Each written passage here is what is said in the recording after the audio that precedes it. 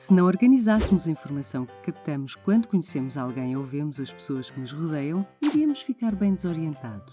Para que isso não aconteça, nós temos tendência para colocar os outros rapidamente como que em diferentes gavetas consoante a informação que recolhemos.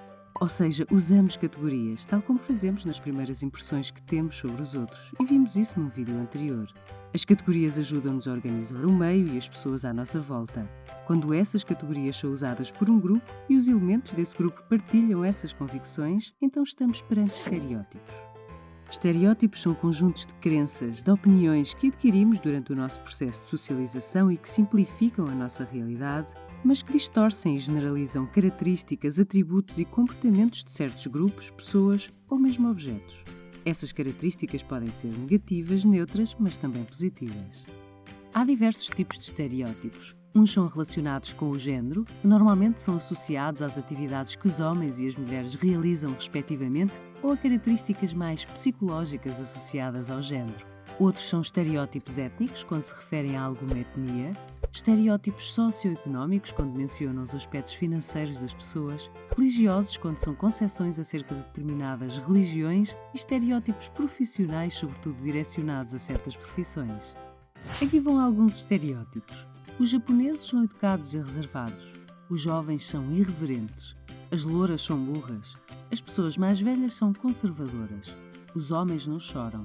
O lugar das mulheres é na cozinha. Os judeus são ricos. Os alemães são prepotentes. Estes são apenas alguns exemplos, mas dão para perceber que os estereótipos são demasiado rígidos, generalistas e também bastante simplistas, sendo mais uma caricatura, pois evidenciam os aspectos mais salientes, ignorando as diferenças individuais.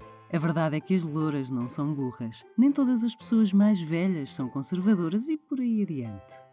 Podemos dizer que os estereótipos têm duas funções essenciais.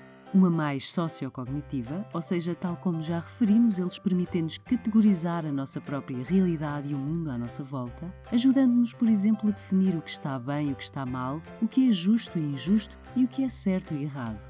E também uma função socioafetiva, isto é, os estereótipos também nos ajudam a criar um sentimento de identidade social, de que pertencemos a determinados grupos, e para nós, enquanto seres sociais, isso é realmente importante. Eles reforçam a identidade de um grupo, permitindo que este se defina e ao mesmo tempo se distinga relativamente a outros grupos. O grande problema dos estereótipos é que eles limitam as nossas expectativas e percepções que temos relativamente aos outros, fazendo-nos ignorar as particularidades de cada pessoa. Eles também tendem a ser duradouros e fugir aos estereótipos é realmente difícil. Contudo, o mais importante é tentarmos evitar que os nossos estereótipos moldem completamente os nossos comportamentos e também que se transformem em preconceitos.